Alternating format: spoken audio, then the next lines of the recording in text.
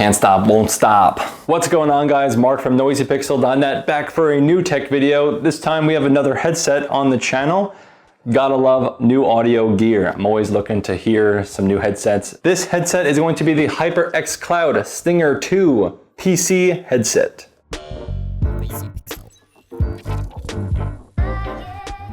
Thank you, HyperX, for sending this out. We can never have too many headsets from you guys, so I appreciate another review coming your guys' way. Stinger 2 wireless, only for PC. I did not check the MSRP. I am unprepared for this, but nonetheless, we'll follow up with that. But very excited to open this guy up. Let's just get right to it. All right, so this is going to be the initial reveal here. I don't know why I struggle so much with opening boxes, but I usually do. Right out of the box, immediately this thing sends me, HyperX has you covered. Got issues with your little warranty information card. We don't need that. This is a manual. We don't need that yet. I'm gonna assume we aren't gonna need this at all. But this is a USB-C headset or wireless headset. It has a dongle as well. This is it. Pulling it out just like this. Hollowed out box on the ground. And not the best presentation, so I should have checked the MSRP because, you know, I guess it's not the most expensive headset. I don't know. Nowadays, you never really know with this presentation. Right in the center, before we get to the headset, we have our HyperX USB dongle, 2.4 gigahertz for your high quality sound. But this is a pretty simple package. There's not much going on, so we're gonna take this headset out very carefully, or not really that carefully. But it just like, okay, just lodged in there. Before I show you guys the headset really, we're gonna just get through the rest of the items in the box, such as the mic boom, which feels pretty high quality, and it's thick, it's big. That's what she said, but overall, seemingly high quality. And we have the shortest USB-C charge cable known to man, so good luck playing and charging with the stock cable. You might have to get your own longer cable if you want to charge and play. Plastic on the ground. USB wire down, and now we show the HyperX Stinger 2. You know, it doesn't feel like a $300 unit, but to be honest, not crazy flexible. I don't want to break it right now. So far, I'm not unimpressed. We have a flip boom here. It doesn't seem like there's a notch here for muting, so we'll follow up with the mute feature. USB-C right on the bottom, and we see our power and I guess connection button, because I don't see any other buttons other than that, so I would imagine that button does it all. Definitely has a power symbol on it. We'll do the honors while we got you guys on camera unboxing. There's plastic on each side. It's always great to do this. Oh no. Nice shiny HyperX logo on the side. Love to see it. They're actually on each side.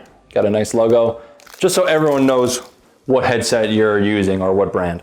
One last one on the top band all the way across. That one was very satisfying. The headset band seems a bit plasticky. It does give you a wonderful ruler to indicate what number fits your head best, just in case you forget. Let's just throw these on our head real quick, see how it feels.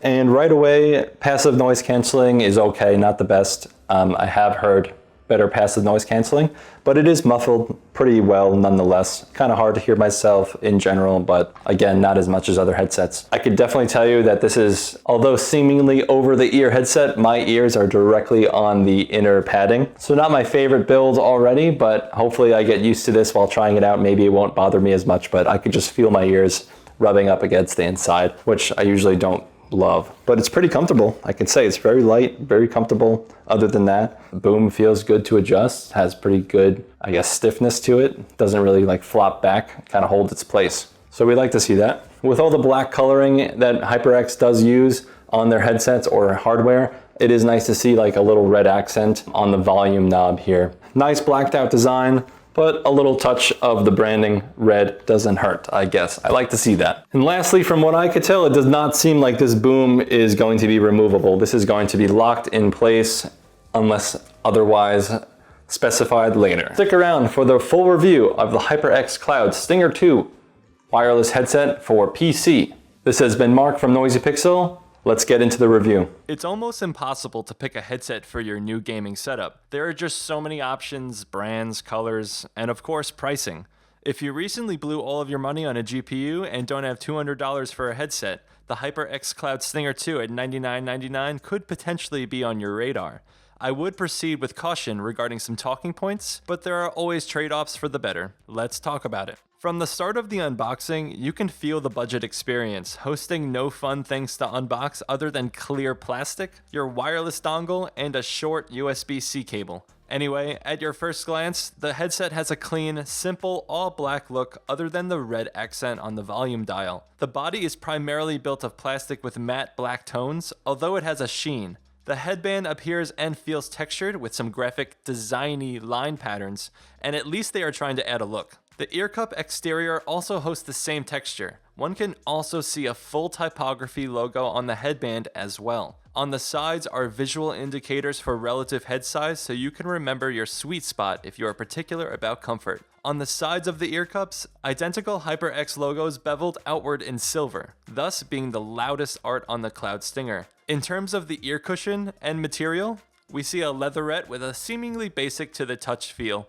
It's not bad, but it doesn't scream premium when you feel or even wear the headset. The headset is lightly cushioned, and you could barely feel the cushion on your head due to its lightweight build. This isn't a bad thing, and I like a light headset, but it's light in a way that doesn't seem to grip your head very well in any area. It just seems to float on your head, so hopefully you don't rock your head too hard, knocking the headset off your head. I have had this happen a few times, even with the memory foam head cushion. If you need to remove the padding, revealing the 50mm drivers, it's easy to take off, but not so easy to put back on. This is usually the case, as most headsets make it challenging to put these cushions back on, but some brands have it down much better. You have to stretch the cushion like a garbage bag to remount it, so good luck there, sweaty gamers. Additionally, when wearing the unit, the headset seems to break the rules by being both on the ear and over the ear. The headphones fully surround your ear, but my ears sit on the interior mesh covering the drivers. This was rather unfavorable, as it would just get old and irritating to wear over time. We'll go over how this affects sound later. The onboard buttons are also just plastic. The volume wheel appears cheap just by looking at the material. The wheel features a smooth, slightly notched feel when rotating, which I am indifferent about.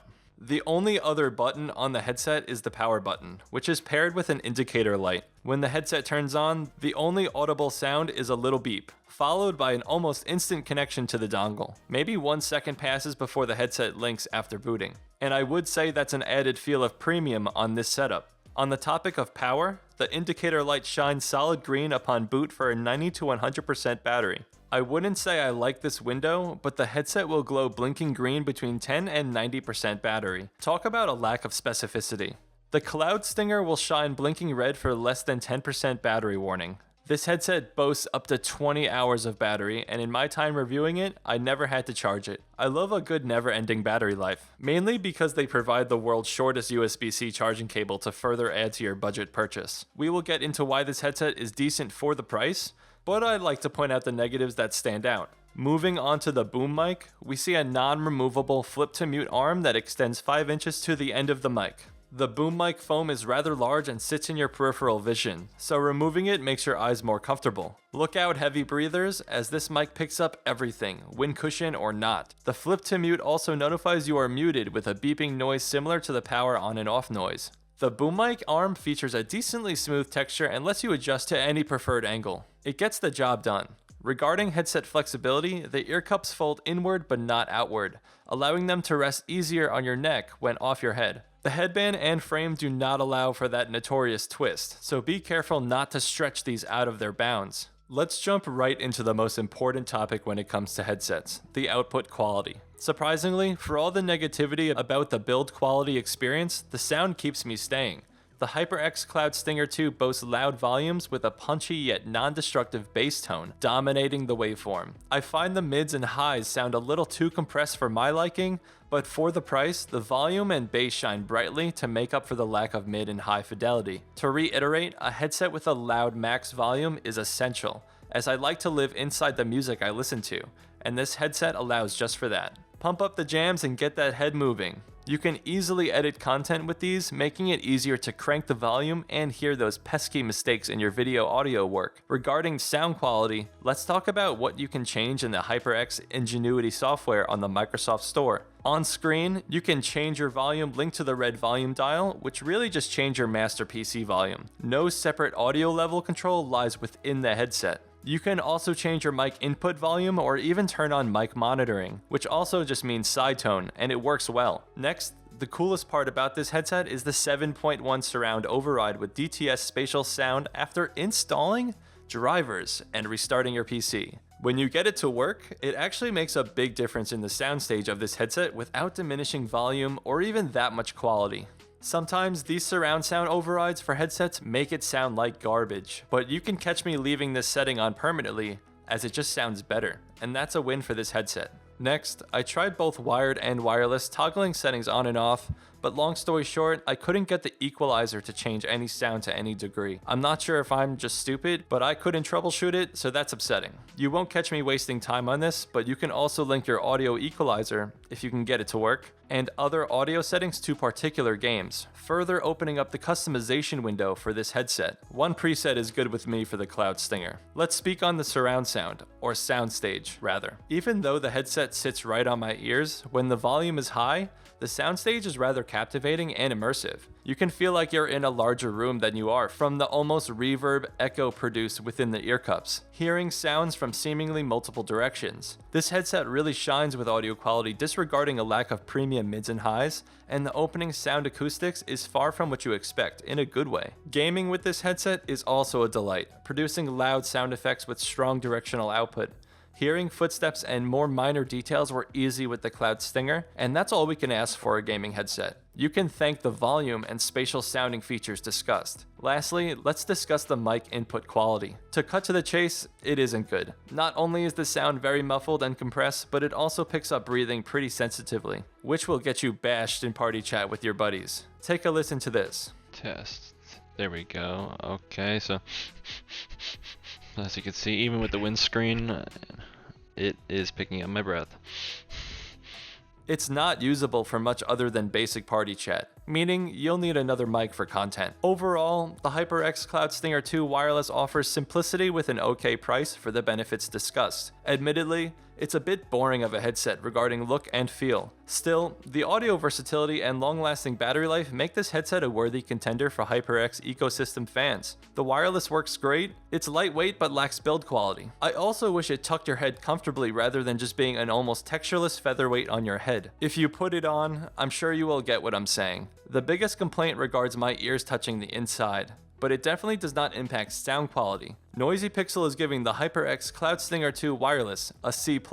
At the end of the day, it's a decent headset, but for $100, you may find something else that suits your wants with more style and comfort. Don't forget to turn on DTS spatial sound. Thank you for watching. Noisy Pixel is a group of gamers who work hard to deliver news, reviews, previews, and more. Please subscribe to keep up with all of our future content. See ya, nerds.